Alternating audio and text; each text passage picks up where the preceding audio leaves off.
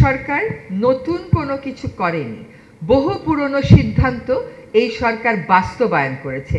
তাহলে বলেন যে সিদ্ধান্তগুলো নেওয়াটাই ঠিক ছিল না, সিদ্ধান্তগুলো সকল ভুল, এগুলোর কোনো বৈজ্ঞানিক ভিত্তি নেই, তা তো বলতে পারবেন না। শিল্প তখনই হয় যখন তার একটা ম্যানেজমেন্ট থাকে। সেন্ট মার্টিনে পর্যটনের নামে যা হয় তার কোনো ম্যানেজমেন্ট আছে? কোরাল ভেঙে ভেঙে নিয়ে আসা হয়। আমরা স্থানীয় জনগণ কেন্দ্রিক পর্যটন করব সেন্ট মার্টিনে। স্থানীয় জনগণ কেন্দ্রিক যখন পর্যটন হবে, আপনি রাতারগুলে গিয়ে দেখে আসেন, সেটা কিন্তু ধ্বংসপ্রাপ্ত হচ্ছে না। হ্যাঁ, এখন যদি বলেন যে আপনি ব্যবসায়ীদের স্বার্থ দেখেন এবং যেটা ব্যবসায়ীদের স্বার্থ সেটাই শিল্প, তাহলে সেটা এক ধরনের যুক্তি। আর যদি বলেন যে সেন্ট মার্টিন দ্বীপটাকে আমাদের প্রজন্ম আর পরবর্তী প্রজন্মের জন্য বাঁচিয়ে দিয়ে যান, তাহলে কর্মপরিকল্পনা একরকম হবে।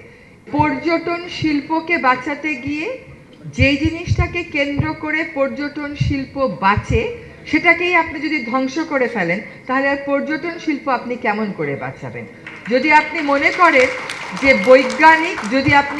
করেন যে বৈজ্ঞানিক যে বিশ্লেষণগুলো আছে দেশীয় এবং আন্তর্জাতিক, যেখানে বলা হয়েছে যে 2045 সালের মধ্যে সেন্ট মার্টিন ডুবে যাবে যদি প্রবালের ক্ষয় আমরা রোধ করতে না পারি, সেটাকে আপনি কেমন করে অবজ্ঞা করবেন?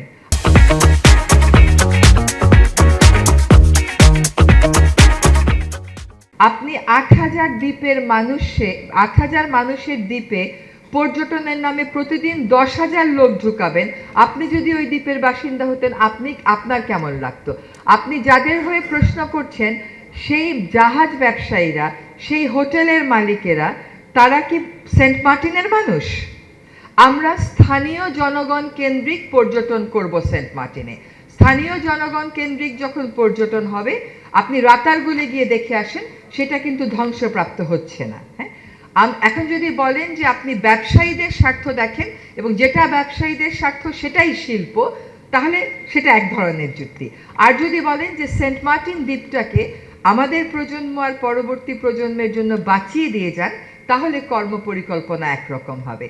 এই সরকার নতুন কোনো কিছু করেনি, বহু পুরনো সিদ্ধান্ত এই সরকার বাস্তবায়ন করেছে। তাহলে বলেন যে সিদ্ধান্তগুলো নেওয়াটাই ঠিক ছিল না, সিদ্ধান্তগুলো সকল ভুল, এগুলোর কোনো বৈজ্ঞানিক ভিত্তি নেই, তা তো বলতে পারবেন না। শিল্প তখনই হয় যখন তার একটা ম্যানেজমেন্ট থাকে। সেন্ট মার্টিনে পর্যটনের নামে যা হয় তার কোনো ম্যানেজমেন্ট আছে? কোরাল ভেঙে ভেঙে নিয়ে আসা হয়। যে কথাগুলো আপনারা বলেন, এই দেখেন এইবার কি করে প্রাণী ওখানে মারা গেছে এত নিয়ন্ত্রণের পরেও। তাহলে আমরা এই প্রাণীগুলোকে মারতেই থাকবো পর্যটনের নামে?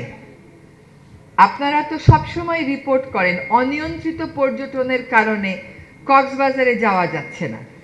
তো যখন নিয়ন্ত্রণ করা হয়, তখন বুঝতে হবে যে এটার পিছনে যুক্তিটা কি। অনাবশ্যক ভিত্তিহীন কতগুলো কথা দিয়ে একটা দ্বীপকে বাঁচানোর প্রয়াসকে ভিন্ন পথে চালিত করার কোনো সুযোগ নেই।